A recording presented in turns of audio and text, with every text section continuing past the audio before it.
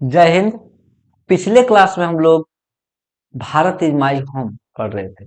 उसमें हम लोगों ने तीन चार पैराग्राफ पढ़ चुके थे और लेखक का भी परिचय पढ़ चुके थे। यानी भारत इज माई होम का जो लेखक है वो कौन है? डॉक्टर जाकिर हुसैन। तो सबसे पहले डॉक्टर जाकिर हुसैन, यानी कि डॉक्टर जाकिर हुसैन का जन्म हैदराबाद में हुआ था।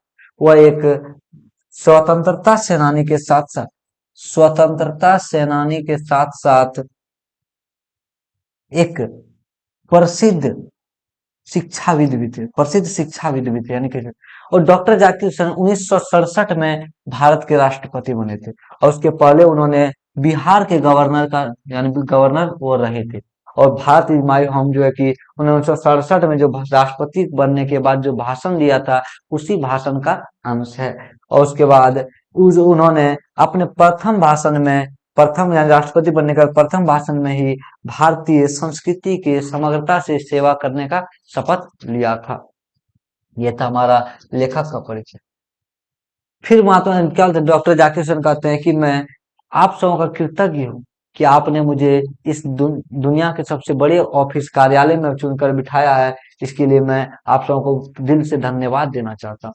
फिर उन्होंने डॉक्टर राधा कृष्णन का चर्चा किया, बताए थे कि डॉक्टर राधा कृष्णन के पास जो धनी प्रतिभा यानी प्रतिभा है, जो उनके पास गुण है, जो उनके पास बुद्धि है, वो शायद ही कहीं और मिलेगा। और जो उन्होंने भारतीय संस्कृति का सेवा करने के लिए अपना पूरा जीवन समर्पित कर दिया। और उन्होंने हमेशा से मानवता की सेवा का वकालत किया था। यानी किसके? डॉक्टर राधा कृष्णन के बारे में चर्चा किया था। फिर डॉक्टर जाकिर हुसैन अपने बारे में कह रहे थे कि मैं आपको विश्वास दिलाता हूँ, मैं प्रतिज्ञा करता हूँ कि मैं भारतीय संस्कृति और क्या होता है, भारतीय संस्कृति का सेवा करूंगा। और मैंने अभी तुरंत भारत के संविधान, कॉन्स्टिट्यूशन ऑफ इंडिया, भारत के संविधान का शपथ लिया। मैंने अभी तुरंत भारत के संविधान का शपथ लिया, कॉन्स्टिट्यूशन ऑफ इंडिया यानी भारत के संविधान का शपथ लिया है। और मैं इस कार्यालय में विनम्रता पूर्ण और पूर्ण समर्पण के साथ प्रवेश कर रहा हूँ। और उन्होंने कहा कि ये ऐसा संविधान जिसको यहाँ के लोगों ने पहली बार इतिहास में अपने लंबे संघर्ष के बाद अपने आप को समर्पित किया है। और उन्होंने अपने तरीके से यानी उसको तैयार किया। मैं उसी संविधान के का शपथ लिया और मैं उसी संविधान का सेवा करूंगा, उसी संविधान के हिसाब से काम करूंगा। फिर कहते हैं कि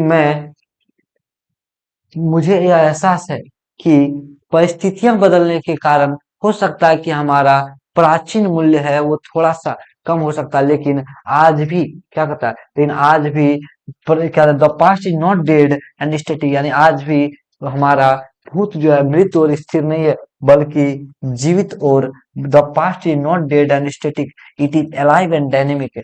क्या कहता है महात्मा डॉक्टर जाकिर हुसैन कहते हैं कि हमारा पास्ट आज भी मृत और स्थिर नहीं, बल्कि नॉट डेड एंड स्टैटिक, मृत और स्थिर नहीं, बल्कि it is alive and dynamic, यह जीवित और गतिशील है। और यह and is involve in determining the quality of our present and prospects of our future. और हमारा पास्ट जो है वर्तमान की गुणवत्ता और भविष्य की संभावना, प्रोस्पेक्ट्स मतलब संभावना को बनाने में मदद करता है, भविष्य की संभावना को बनाने में मदद करता है। यानी इसमें महात्मा डॉक्टर जाकिर हुसैन ने कहा कि हमारा पास्ट यानी जो भूतकाल है वो मृत और स्थिर नहीं है, बल्कि जीवित और गतिशील है। जिसके आधार पर हम लोग क्या करते हैं, यानी वर्तमान की गुणवत्ता यानी वर्तमान के काम को करते हैं, भविष्य की संभावनाओं को तलाश करते हैं। यानी हमने जो पीछे किया होता है उसी अनुभव को लेकर के हम लोग आगे आते हैं और इससे हमें मदद मिलता है। फिर अगले पैराग्राफ में हम लोग पढ़ चुके थे कि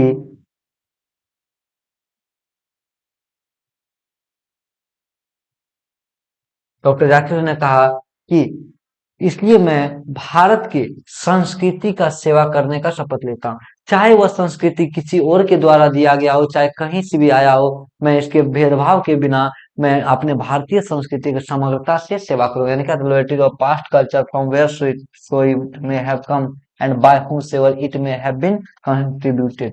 यानी कहा कि हम चाहे भारतीय संस्कृति की सेवा का शपथ लेता हूँ, प्रतिज्ञा लेता हूँ, चाहे वह संस्कृति कहीं से भी आया हो या वो संस्कृति किसी के द्वारा भी दिया गया हो। उसके कहते हैं I pledge myself to service of this totality of country's culture. और क्या कहते हैं, मैं भारतीय संस्कृति के समग्रता से, क्या कहते हैं, भारतीय संस्कृति के इस देश की संस्कृति की समग्रता से सेवा करने का शपथ लेता हूँ या प्रतिज्ञा करता हूँ। फिर कहे I pledge my loyalty to my country irrespective of religion और लैंग्वेज। क्या कहे कि मैं अपने देश का सेवा करूँ, मैं अपने देश के लोगों का बिना किसी धर्म या बिना किसी जाति, बिना किसी धर्म और बिना किसी भाषा के भेदभाव के सेवा करूंगा। फिर कहते हैं कि मैं इस देश के I pledge myself to work for its stand and progress and for the welfare of its people without distinction of caste colour और क्रीड। फिर कहते हैं मैं यहाँ के लोगों को बिना रंग, बिना जाति और बिना पंथ यानी धर्म के भेदभाव के बिना यहाँ के लोगों का सेवा करूंगा। फिर बहुत ही इंपॉर्टेंट लाइन है, कहते हैं the Bharat, the whole of Bharat is my home and people are my family. The whole of Bharat is my home and its people are my family. And doctor Zakir Hussain कहते हैं कि पूरा भारत मेरा घर है और इसके लोग मेरे परिवार हैं। फिर कहते हैं the people have chosen to make me the head of this family for a certain time. इन लोगों ने मुझे इस परिवार का मुखिया एक निश्चित समय के लिए चुनकर बनाया है। क्या कहते हैं, लोगों ने मुझे इस परिवार का मुखिया एक निश्चित समय के लिए चुनकर बनाया है। It shall be my earnest endeavor to seek to make this home strong and beautiful, a worthy home for the people engaged in the fascinating task of building up a just and prosperous and graceful life। क्या कहते हैं कि मेरा पुरजोर प्रयास रहेगा जो लोग इस देश को समृद्ध और मजबूत बनाने में मदद किया है उनको, उनके लिए मैं एक मजबूत और समृद्ध घर बनाऊंगा। और जो लोग यानी कहते हैं और the people engaged in the fascinating task of building up a just and prosperous graceful, यानी उनके जीवन को मैं समृद्ध बनाने का प्रयास करूंगा। कौन कहते हैं? डॉक्टर जाकिर हुसैन। यानी यहाँ तक हम लोग पढ़ चुके थे, डॉक्टर जाकिर हुसैन ने कही भारतीय संस्कृति का मैं सेवा करूंगा, चाहे वह संस्कृति कहीं से भी आया हो या संस्कृति किसी ने भी दिया हो।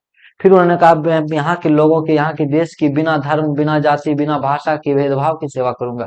और फिर कहे कि क्योंकि पूरा भारत मेरा घर है और इसके लोग मेरे परिवार हैं और इस लोग के परिवार ने मुझे एक निश्चित समय के लिए इस घर का मुखिया चुन के बनाया है, इसलिए मेरा पुरजोर प्रयास रहेगा कि जिसने इस घर को यानी इस देश को बनाने में अपना महत्वपूर्ण योगदान दिया है, मैं उनके लिए एक मजबूत घर बनाऊंगा, एक सुंदर घर बनाऊंगा और उनको एक समृद्धशाली जीवन दूंगा। फिर अगला पैराग्राफ में यानी फिर कहते हैं, अब अगला पैराग्राफ यहाँ से हम लोग आज पढ़ेंगे। कहते हैं the family is big and is constantly growing at a rather inconveniently fast pace. यानी डॉक्टर जाकिर हुसैन कहते हैं हमारा परिवार बड़ा है, यानी परिवार बड़ा है और यह परिवार लगातार constantly growing at a rather inconveniently fast pace, और लगातार यह परिवार लगातार असुविधाजनक तरीके से बढ़ रहा है। लगातार यह परिवार असुविधाजनक तरीके से बढ़ रहा है। We shall each of one, so we shall each one of us have to participate unsparingly in building its new life, each in his own way। क्या कहता है, हम में से प्रत्येक को, we shall each of us, one of us have to participate unsparingly in building its new life, each in his own way। कहता हम में से प्रत्येक को अपने अपने तरीके को बिना आराम किए इस घर को मजबूत बनाने में योगदान देना पड़ेगा, यानी सहयोग करना पड़ेगा या भाग लेना पड़ेगा। We shall each of us have to participate unsparingly in building its new life, each in his own way। यानी हम में से प्रत्येक को अपने अपने तरीके से इस देश को मजबूत बनाने में, इस देश को बनाने में योगदान देना होगा। For sheer size, the tasks ahead us are so demanding that no one can afford to sit back and just watch or let frustration become endemic in our country। क्या कहता है, हमारे सामने sheer size मतलब बड़ा काम, हमारे सामने इतना बड़ा काम है ना, हमारे सामने इतना बड़ा काम है ना, are so demanding that no one can, और क्या था हमारे सामने इतना बड़ा काम है कि यह बहुत अधिक काम का मांग कर रहा है और हम में से कोई भी व्यक्ति चुपचाप बैठकर देख नहीं सकता है। एंड जस्ट वॉच और let frustration become endemic in our country, और हम में से इतना बड़ा हमारे सामने कार्य है कि हम में से प्रत्येक को काम करना पड़ेगा, कोई बैठकर देख नहीं सकता है। और अपने देश में निराशा, हताशा, इंडेमिक मतलब क्या होता है, फ्रस्ट्रेशन, निराशा को अपने घर में यानी अपने देश में घर करने या निराशा को अपने देश में छाने नहीं दे सकते हैं। यानी हम में से प्रत्येक को मेहनत मेहनत करना होगा, कार्य करना होगा, ताकि इस देश को मजबूत बनाया जा सके। अब सोचिए, हमारा देश 1947 में आजाद हुआ, और आज से भी मतलब आजादी के 20 साल बाद ही डॉक्टर जाकिर हुसैन भारत के राष्ट्रपति बने 1967 में। तो उस समय देश की स्थिति क्या रही होगी? 1965 में देश क्या यानी पाकिस्तान ने भारत पर आक्रमण किया था, और भारत ने पाकिस्तान को धूल चटाया, और उसके बावजूद 1967 में डॉक्टर जाकिर हुसैन क्या बने? राष्ट्रपति बने। तो हमारे सामने बहुत बड़ी चुनौतियां थी देश को मजबूत करने का, आर्थिक रूप से मजबूत कर, राजनीतिक रूप से मजबूत करने का। और इसीलिए डॉक्टर जाकिर हुसैन अपने भाषण में कहते हैं कि हमारे सामने बहुत बड़ा कार्य है, इस देश को अभी तक यहाँ रुकना नहीं है, हमें इस देश को मजबूत बनाने के लिए हम में से प्रत्येक को अपने अपने तरीके से काम करना होगा। और हमारे सामने इतना बड़ा कार्य है ना, कि हम में से प्रत्येक को काम करना होगा, और किसी को भी चुपचाप बैठ नहीं सकता, क्योंकि यदि बैठ गए तो हमारे देश में निराशा घर कर जाएगी, या निराशा छा जाएगा, जिससे हमारे देश को नुकसान हो जाएगा। फिर क्या कहते हैं? The situation demand of us work and more work, silent and sincere work, solid and steady reconstruction of the whole material and cultural life of our people। क्या कहता? परिस्थिति परिस्थिति हमें से अपने जीवन के, अपने यानी लोगों के सांस्कृतिक और भौतिक और सांस्कृतिक पूरे क्या कहते हैं, हमें से प्रत्येक से हमारा क्या, तो situation demand of us work and more work, silent and sincere work, solid and steady construction of the whole material and cultural life of our people. यानी क्या कहते हैं डॉक्टर जाकिर हुसैन? कि परिस्थितियां हमसे अपने देश के लोगों की भौतिक और सांस्कृतिक जीवन के पुनर्निर्माण के लिए काम का डिमांड कर रहा, काम का मांग कर रहा है, काम, बहुत अधिक काम, और स्थिर और ठोस काम, और सिंसियर मतलब क्या होते हैं? सिंसियर मतलब होता है कि संवेदनशील काम, यानी हमें पूर्ण रूप से उसमें लग कर काम करना होगा, ताकि हमारे लोगों के भौतिक और सांस्कृतिक जीवन का पुनर्निर्माण किया जा सके। यानी हमारे लोग उस समय गरीबी में जी रहे थे, लोगों के लिए अच्छा भोजन व्यवस्था नहीं हो पा रहा था, तो ऐसी स्थिति में लोगों के देश के लिए एक ही उपाय था, क्या? काम करना, और लगातार काम करना। इसलिए डॉक्टर जाकिर हुसैन लोगों को वहां से प्रेरणा दे रहे हैं कि हमारे सामने ऐसा है कि हम लोग को सबको मिलकर काम करना पड़ेगा। जब तक हम लोग सब मिलकर काम नहीं करेंगे तो इस राष्ट्र का भला नहीं हो सकता है, और इस राष्ट्र का भला करने के लिए हमें से चुपचाप बैठकर काम करना होगा, ताकि हमारे लोगों का जीवन का भौतिक और सांस्कृतिक जीवन का पुनर्निर्माण हो सके। यानी भौतिक मतलब क्या होता है? घर द्वार पैसा कौड़ी से भौतिकता आ गया, धन से, और संस्कृति यानी संस्कृति में बदलाव हो सके, ताकि हम अच्छे कपड़े पहन सके, अच्छा रहन सहन हो सके, अच्छा हमारा घर हो सके, अच्छा शिक्षा हो सके, यही क्या? सांस्कृतिक जीवन का बदलाव करने के लिए। फिर आगे कहते हैं अगला पैराग्राफ में, this work as I see it has two aspects, work on oneself and work for the society around। Doctor Zakir Hussain कहते हैं इस काम के दो पहलू हैं, एस्पेक्ट्स मतलब दो पहलू। पहला, खुद पर काम करना, वर्क ऑन वन सेल्फ यानी खुद पर काम करना, और दूसरा समाज के आसपास, समाज के लिए काम करना, दूसरा किसके लिए काम करना? समाज के लिए काम करना। They are mutually fruitful aspects of work, और वे दोनों यानी क्या है, दोनों एक दूसरे खुद के लिए और समाज के लिए काम करना, दोनों परस्पर उपयोगी है। परस्पर मतलब क्या? दोनों का, यानी केवल कोई स्वयं के लिए कार्य करेगा तो समाज का विकास नहीं होगा, और अगर इस समाज का विकास नहीं होगा तो स्वयं व्यक्ति का भी विकास नहीं होगा। एक आप उदाहरण समझिए, अगर आप खूब अच्छा से काम कर रहे हैं, आप अच्छे से रह रहे हैं, आप अच्छे से काम कर रहे हैं, पढ़ाई लिखाई कर चुके हैं, आप शिक्षित व्यक्ति हैं, आपके पास पैसा भी है, आपने अपना घर बहुत सुंदर बना लिया, लेकिन आपके घर के सामने का जो सड़क है वो गाढ़ी गड्ढा नाला है, पानी बह रहा है, तो वो हमारा समाज है। यदि उसका विकास नहीं हुआ तो आप कितना भी सुंदर घर क्यों ना बनाए, आपका घर गंदा होना तय। इसलिए आपको मतलब आप ऐसे काम करें ताकि समाज के भलाई के लिए भी कार्य करें, और अपने भलाई के लिए नहीं। पहला कहा कि स्वयं के लिए कार्य, और दूसरा आसपास के समाज के लिए कार्य। यानी बिना दोनों के ऊपर कार्य किए हमारा देश का विकास नहीं हो सकता। अब दूसरा बात समझिए कि यदि हमारा समाज विकसित हो चुका है, लेकिन अगर आप विकसित नहीं हो पाए हैं तो आपका घर बर्बाद हो जाएगा। तो आप सही ढंग से काम नहीं कर पाइएगा। इसलिए डॉक्टर जाकिर हुसैन कहते हैं कि इस काम के मैं जैसे ही देखता हूँ कि दो पहलू है, एक खुद पर कार्य और दूसरा समाज के लिए कार्य, और इन दोनों का परस्पर मेल है और दोनों एक दूसरे के बिना अधूरा है। The work on oneself is to follow the urge towards moral development as a free person and under self-imposed discipline। क्या कहता है, स्वयं के लिए कि स्वयं पर किया गया कार्य का एक परिणाम वो होगा कि स्वतंत्र स्वतंत्र व्यक्तित्व का नैतिक विकास, स्वतंत्र व्यक्तित्व का नैतिक विकास की ओर हम आगे बढ़ेंगे। यानी कहते हैं the work on oneself is to follow the earth towards moral development as a free person. यानी खुद के ऊपर किया गया कार्य से हम एक नैतिक यानी कि स्वतंत्र व्यक्तित्व होगा जिसका नैतिक विकास की ओर, जिससे हम अपने नैतिक विकास की ओर आगे बढ़ेंगे।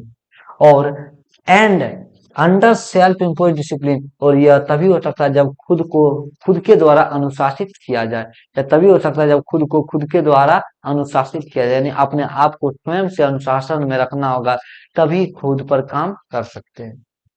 विच alone can render that development possible, और ये यही एक अकेला है जो कि इस विकास को संभव बना सकता है। यानी खुद पर और समाज पर कार्य करके ही आप इस विकास को, इस देश के विकास को संभव बना सकते हैं। It's and product is a free moral personality, और इसका जो अंतिम उत्पाद होगा, जो इसका परिणाम आएगा, वो होगा एक स्वतंत्र नैतिक व्यक्तित्व, एक स्वतंत्र नैतिक व्यक्तित्व। यानी जब स्वयं के लिए और समाज के लिए कार्य कीजिएगा तो इसका इसका जो उत्पाद यानी इसका जो परिणाम आएगा वो क्या होगा, स्वतंत्र नैतिक व्यक्तित्व। यानी आपका जो व्यक्तित्व होगा वो बड़ा बलशाली होगा, बड़ा गुणगान होगा, बहुत अच्छा होगा। We can neglect the end product only at our peril, और हम लोग इस उत्पाद का, इस अंतिम उत्पाद का हम लोग नजरअंदाज सिर्फ अपने जोखिम पर कर सकते हैं। यानी क्या होता है, इसका जो ये जो परिणाम आएगा उसे हम अपने जोखिम पर यानी अपने आप से ही नुकसान कर सकते हैं, अन्यथा इसका नुकसान नहीं हो सकता। This end product cannot sustain itself without seeking and exercising itself to bring about the approximation of the society to which it is privileged to serve to a better, a juster, a more graceful way of life। क्या था, ये जो अंतिम विकास है यानी इसका जो अंतिम उत्पाद यानी इसका जो परिणाम आएगा वो बिना समाज के भलाई के लिए, तो बिना समाज के भलाई किए गए प्रयास के बिना ये स्थिर नहीं हो सकता, यानी ये बना नहीं रह सकता है। कहता है it this impact can not sustain itself without seeking and exercising itself to bring about the approximation of the society to which it is privilege to serve a better, a juster, a more graceful way of life. यानी कहता है ये जो अंतिम उत्पाद है बिना प्रयास के, बिना अनुभव के यह बना नहीं रह सकता, और जिसके लिए हमें एक लोगों के जीवन के एक अच्छा, एक बेहतर और एक समृद्धशाली जीवन के लिए प्रयास करना होगा। The individual can not grow in full perfection without A corresponding advance of the collective social existence. The individual मतलब व्यक्तिगत, यानी कोई व्यक्ति अकेला बिना समाज के विकास का, यानी क्या कहता है, कोई व्यक्ति बिना समाज के विकास का कहता है corresponding advance of the collective social existence, यानी क्या कहता है बिना सामाजिक अस्तित्व के विकास का, बिना कलेक्टिव सोशल एग्जिस्टेंस यानी सामाजिक अस्तित्व, बिना सामाजिक अस्तित्व के विकास के कोई व्यक्ति अकेले यानी व्यक्तिगत रूप से विकसित नहीं हो सकता। यानी क्या कहता है the individual can not grow in full perfection without A corresponding advance of the collective social existence. यानी कोई भी व्यक्ति बिना समाज के विकास का व्यक्तिगत रूप से विकसित नहीं हो सकता। यानी यदि किसी व्यक्ति को विकसित होना हो तो उसके लिए उसके समाज को विकास करना पड़ेगा। क्या कारण है कि अमेरिका में एक से एक एप्पल वहीं का है, क्या बोलते माइक्रोसॉफ्ट वहीं का है, वो आईफोन वहीं का है, और भी यानी स्पेस एक्स, टेस्ला, वो सारी अमेरिका का ही है, भारत में क्यों नहीं है? क्योंकि अमेरिका का एक ऐसा माहौल, वातावरण समाज का है कि वहां के लोग ज्यादा क्या बनते हैं, यानी नए नए चीजों का आविष्कार करते हैं, अच्छे अच्छे चीजों। लेकिन हमारे भारत का एक क्या नीति है कि हमें सरकारी नौकरी चाहिए, हमें बस एक नौकरी चाहिए, हमें अपना कुछ भी नहीं करना है। तो जैसा समाज होगा वैसा ही हमारा विकास होगा। यानी बिना समाज के विकास के हमारा स्वयं का विकास नहीं हो सकता। यही कारण है कि बिहार में बहुत ज्यादा आईएएस आईपीएस बनते हैं। क्यों? क्योंकि बिहार के बच्चे देखते हैं कि हमारे आसपास के क्षेत्र के लोग क्या बन रहे हैं, आईएएस बन रहे हैं, आईपीएस बन रहे हैं, या फिर मजदूर बनते हैं। लेकिन और अदर कंट्री, अदर स्टेट कुछ और कर रहे हैं। यानी जैसा हमारे समाज का माहौल होगा वैसा ही हमारा विकास होगा। यानी इस पैराग्राफ में डॉक्टर जाकिर हुसैन ने कहा कि हमें कार्य के दो पहलू नजर आ रहे हैं, एक स्वयं के लिए कार्य, दूसरा समाज के लिए कार्य। उन्होंने ये भी कहा कि बिना समाज के विकास के कोई भी व्यक्ति व्यक्तिगत विकास नहीं कर सकता है, और अंततः समाज के विकास के लिए कार्य करना पड़ेगा। अगला कहते हैं, let us resolve to get whole heartedly engage in these two aspects of work, individual and social। कहता आइए हम लोग पूर्ण रूप से दिल से, पूरे दिल से, आइए हम लोग पूरे दिल से इन दो कार्य के दो पहलू, एक स्वयं के लिए कार्य और दूसरा समाज के लिए कार्य में लग जाएं। इंगेज मतलब संलग्न हो जाएं या लग जाएं। कहता let us resolve to get whole heartedly engage in these two aspects of work, individual and social। कहता आइए हम लोग पूरे दिल से इन कार्य के दो पहलू, एक स्वयं के लिए कार्य और दूसरा समाज के लिए कार्य में लग जाए। तो कार्य के कितने पहलू? दो, एक इंडिविजुअल, दूसरा सोशल। तो ऑब्जेक्टिव यहाँ से आपका पूछ लेगा, बहुत बार पूछा भी। अब अगला paragraph, this dual effort will give to the life of our state a special flavour. क्या होता है? इस कार्य के दोहरे प्रयास हमारे समाज को, हमारे देश को एक नवीन रंग देगा, एक नवीन रंग देगा, एक नया रूप देगा। कहता है this dual effort will give to the life of our state a special flavour. यानी क्या होता है, हमारे इस कार्य के दोहरे प्रयास से हमारे समाज, हमारे देश को एक नया रूप मिलेगा।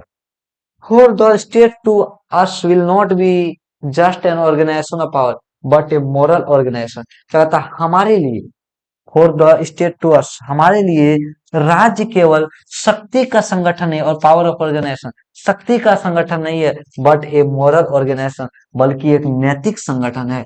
क्या कहते हैं डॉक्टर जाकिर हुसैन? हमारे लिए राज्य केवल एक शक्ति का संगठन नहीं है, बल्कि एक नैतिक संगठन है। यानी ऐसा नहीं कि आज हम नेता बने या ऑफिसर बने, हम केवल शक्ति का उपयोग के लिए हम इसको किए, ऐसा नहीं है। ये हमारे लिए क्या है? एक एक सामाजिक संगठन है, कहते एक शक्ति का संगठन नहीं है, बल्कि एक नैतिकता का संगठन है। It is a part of national temperament and inheritance from the great leader of our liberation movement, Mahatma Gandhi, that power should use only for moral purposes। क्या कहता है?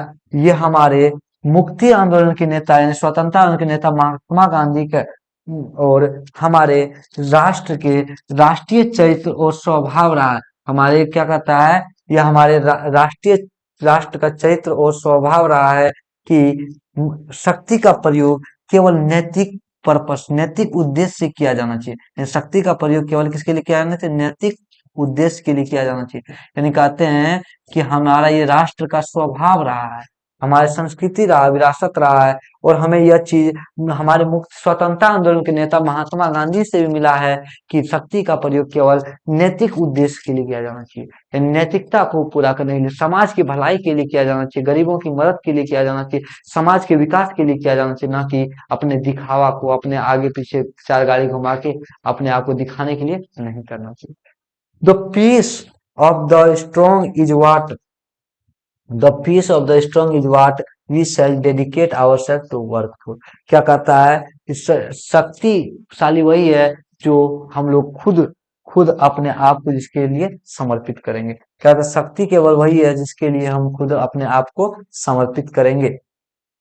यानी शक्तिशाली वही होगा, यानी मौजूद काम वही होगा जिसमें खुद को हम अपने आप को समर्पित करेंगे।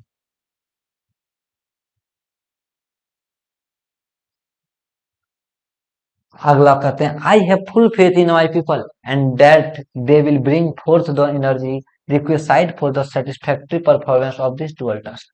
कहते हैं मुझे मेरे लोगों में पूर्ण विश्वास है कि I have full faith in my people, मुझे मेरे लोगों में पूर्ण विश्वास है that they will bring fourth the energy required for the satisfactory performance of this dual task, कि इस दोहरे कार्य को पूरा करने के लिए कि इस दोहरे कार्य को पूरा करने के लिए जो भी संतोषजनक ऊर्जा लगेगा, जो भी संतोष आवश्यक ऊर्जा लगेगा, वो हमारे लोग उसको पूरा करेंगे, उस ऊर्जा को लगाकर पूरा करेंगे। It shall be my privilege to contribute share to this enchanting enterprise. और मेरा ये पुरजोर प्रयास रहेगा कि मैं इस रचनात्मक इस रचनात्मक कार्य में मैं अपना योगदान दे सकूंगा। मैं मेरा यह पूर्ण I shall be my privilege to contribute share to this enchanting, क्या तो इस रचनात्मक कार्य को पूरा करने में मैं जो योगदान दूंगा उसके लिए मैं कृतज्ञ रहूंगा, यानी आभारी रहूंगा कि मैंने भी इस राष्ट्र के निर्माण में अपना कुछ योगदान दिया।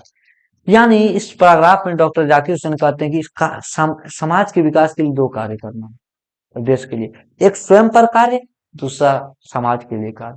जब आप स्वयं पर के लिए कार्य करेंगे तो उससे आप एक स्वतंत्र व्यक्तित्व का निर्माण करेंगे, और उस स्वतंत्र व्यक्तित्व के निर्माण से आपको समाज के भी भलाई के लिए कार्य करने की क्षमता मिलेगी, और जब क्षमता मिलेगी तो हमारा समाज का विकास होगा। और आप ये बात याद रखिए कि अकेले आप कभी भी बिना समाज के विकास के आप कभी अपना विकास नहीं कर पाएंगे। इसलिए हमें अपने आप को समाज और स्वयं के विकास में लगाना होगा, जिससे कि हमारा देश को एक नया रूप मिलेगा, नया शक्ति मिलेगा। और फिर कहते हैं कि मुझे विश्वास है कि अपने लोगों में कि जो भी आवश्यक शक्ति लगेगा, आवश्यक ऊर्जा लगेगा, वो ऊर्जा लोग लगाएंगे, लाएंगे, आवश्यक ऊर्जा लगाएंगे और इस आकर्षक कार्य को पूरा करेंगे। और फिर कहते हैं कि मैं आभारी रहूंगा, मेरा सौभाग्य होगा, it shall be my privilege, मेरा सौभाग्य होगा कि मैं इस काम में, इस रचनात्मक कार्य में मैं अपना कुछ योगदान दे पाऊंगा, ये मेरा सौभाग्य होगा। तो हमारा भारत इज माई होम भी चैप्टर समाप्त हो गया, और फिर हम लोग मिलते हैं अगला चैप्टर यानी लेकर के ए पिंच ऑफ सनप, एक चुटकी छेन। बहुत बहुत धन्यवाद।